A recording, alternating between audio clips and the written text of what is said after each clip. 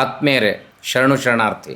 ಮಠಗಳು, ಮಠಾಧೀಶರು ಅಥವಾ ಸಾರ್ವಜನಿಕ ಜೀವನದಲ್ಲಿರುವವರ ಸಭ್ಯತೆ, ಅವರ ಮುಖವಾಡ, ಮನಸ್ಸಿನ ತುಮುರುಗಳ ಬಗ್ಗೆ 12ನೇ ಶತಮಾನದಲ್ಲಿ ವಚನಕಾರರು ಚರ್ಚೆ ಮಾಡಿದ್ದಾರೆ ಅಂತ ನಾನು ಈ ಹಿಂದೆ ಹೇಳಿದ್ದೆ. ಮನುಷ್ಯ ಸಹಜವಾದ ಬಯಕೆಗಳ ಕುರಿತು, ಅವುಗಳ ನಿಯಂತ್ರಣ ಮತ್ತು ವೈಫಲ್ಯದ ಕುರಿತು ಬಸವಣ್ಣನವರ ಒಂದು ವಚನದಲ್ಲಿ ಅದ್ಭುತವಾಗಿ ಹೇಳ್ತಾರೆ. ಅಂಗದಿಚ್ಛೆಗೆ ಮಧ್ಯ ಮಾಂಸವ ತಿಂಬರು, ಕಂಗಳಿಚ್ಛೆಗೆ ಪರವಧುವ ನೆರೆವರು, ಲಿಂಗ ಲಾಂಛನಧಾರಿಯಾದಲ್ಲಿ ಫಲವೇನು.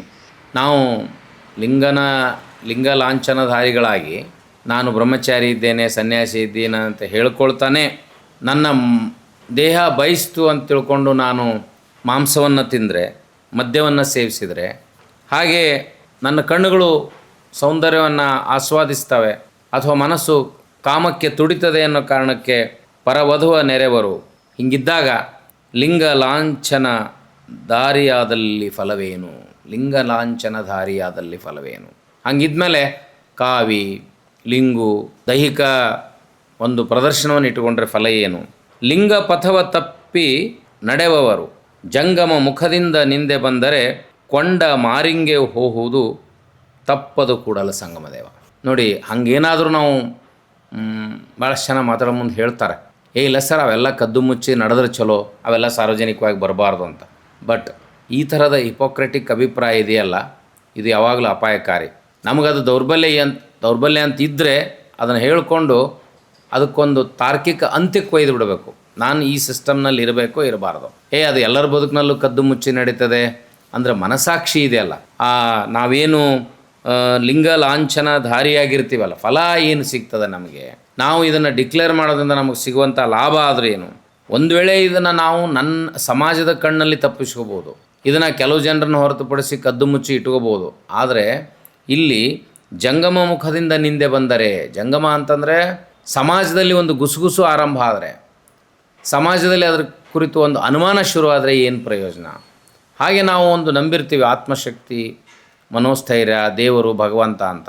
ಇದು ಆ ಮನಸ್ಸಾಕ್ಷಿಗಾದರೂ ಗೊತ್ತಿರ್ತದಲ್ಲ, ಮನವರಿಯದ ಕಳ್ಳತನ ಎಲ್ಲಿದೆ ಅನ್ನುವಂಥ ಆಧಾರದ ಮೇಲೆ ಅದು ಹಿಪೋಕ್ರೆಟಿಕ್ ಆಗಿರುವಂಥ ಸಿಸ್ಟಮನ್ನು ನಾನು ಒಂದು ವೇಳೆ ನನಗದು ಸಾಧ್ಯ ಆಗದೆ ಹೋದರೆ ಅದನ್ನು ತ್ಯಾಗ ಮಾಡಿ ಬಿಟ್ಟು ನಾವು ಸಾರ್ವಜನಿಕವಾಗಿ ಸಹಜವಾಗಿ ಬದುಕುವಂಥ ಅವಕಾಶ ಕೂಡ ನಮಗೆ ಸಮಾಜ ಕೊಡುತ್ತೆ.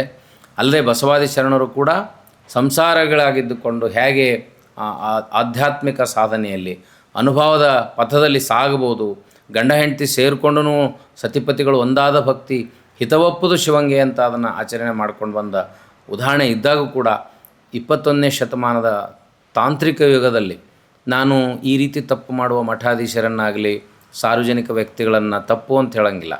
ಅಧಿಕಾರ, ಅಂತಸ್ತು, ಹಣ ವ್ಯಕ್ತಿಗೆ ಸಹಜವಾಗಿ ಅವನ ಇಚ್ಛೆ ಕಾಮನೆಗಳನ್ನು ಇಮ್ಮಡಿಸ್ತದೆ. When we have more power we become more powerful, our desires will also increase in the same ratio. ಅದೇ ಪ್ರಮಾಣದಲ್ಲಿ ವ್ಯಕ್ತಿ ತನ್ನ ಇಚ್ಛೆ ಆಮಿಷಗಳನ್ನು ಹೆಚ್ಚು ಮಾಡಿಕೊಳ್ತಾನೆ. ಅದು ಸಹಜ ಕ್ರಿಯೆ. ಆದರೆ ಅದು ಹೊರಗೆ ಬಂದಾಗ ನಾವು ಆಡಿಕೊಂಡು ಮುಜುಗರ ಮಾಡಿಕೊಂಡು ನಾವೇ ಶ್ರೇಷ್ಠರು ಅಂತ ಮಾತಾಡೋದಿದೆಯಲ್ಲ, ಅದು ಕೂಡ ತಪ್ಪು. ಹಾಗೆ ಹೊರಗೆ ಬಂದಾಗ ಆ ರೀತಿ ಬದುಕು ನನ್ನಿಂದ ಸಾಧ್ಯ ಇಲ್ಲ ಅಂತ ಗೊತ್ತಾದಾಗ ನಾವು ಸಹಜವಾಗಿರುವಂಥ ಆ ತಪ್ಪನ್ನು ಒಪ್ಪಿಕೊಂಡು ಬದುಕನ್ನು ಬದಲಾವಣೆ ಮಾಡಿಕೊಂಡು ನಡೆದಾಗ ಅದನ್ನು ಕೂಡ ಸಮಾಜ ಒಪ್ಪಿದೆ. ಈ ಸಮಾಜ, ಸೊಸೈಟಿ ಹೇಗಿದೆ ಅಂದ್ರೆ ಎಲ್ಲವನ್ನೂ ಒಪ್ತದೆ. ಹಿಪೋಕ್ರೆಟಿಕ್ ಆಗಿ ಬದುಕಿದರೂ ಅದನ್ನು ಸ್ವೀಕಾರ ಮಾಡ್ತಾರೆ, ಬಹಿರಂಗವಾಗಿ ನಾನು ಹೀಗಿದ್ದೀನಿ ಅಂತ ಹೇಳಿದರೂ ಅದನ್ನು ಸ್ವೀಕಾರ ಮಾಡ್ತಾರೆ. ನಾನು ನನ್ನ ಇಚ್ಛೆಯಿಂದ ಬದುಕನ್ನು ಬದಲಾವಣೆ ಮಾಡಿಕೊಂಡು ಪ್ರಾಮಾಣಿಕವಾಗಿ ಇರ್ತೇನೆಂದರೆ ಅದನ್ನು ಸ್ವೀಕಾರ ಮಾಡ್ತಾರೆ. ಸಮಾಜ ಭಾಳ ವಿಶಾಲವಾಗಿರೋದ್ರಿಂದ, ಭಾರತೀಯ ಮನಸ್ಥಿತಿಯಲ್ಲಿ ದೊಡ್ಡ ಪಾಪ್ಯುಲೇಷನ್ ಇರೋದರಿಂದ ನಾವು ಎಲ್ಲ ವರ್ಗದ ಎಲ್ಲ ರೀತಿಯ ಜನರನ್ನು ನೋಡ್ತೇವೆ. ಇವರು ತಪ್ಪು ಮಾಡಿದರೂ ತಪ್ಪು ಮಾಡಿಲ್ಲ ಅಂತ ಹೇಳುವಂಥ ಒಂದು ಪಟಾಲಂ ಕೂಡ ನಮ್ಮಲ್ಲಿ ಇರ್ತದೆ. ಹಾಗಿರುವಾಗ ನಮ್ಮ ಮನಸ್ಸಾಕ್ಷಿಗೆ ಆಧಾರವಾಗಿ ನಡ್ಕೊಂಡು ಸಾಮಾಜಿಕ ಸ್ವಾಸ್ಥ್ಯವನ್ನು ಕಾಪಾಡಿಕೊಂಡು ನಮ್ಮ ಪ್ರಾಮಾಣಿಕತೆಯನ್ನು ನಾವು ಮೆರೆಯುವ ಪ್ರಯತ್ನವನ್ನು ಮಾಡಬೇಕು. ಶರಣು ಶರಣಾರ್ಥಿ.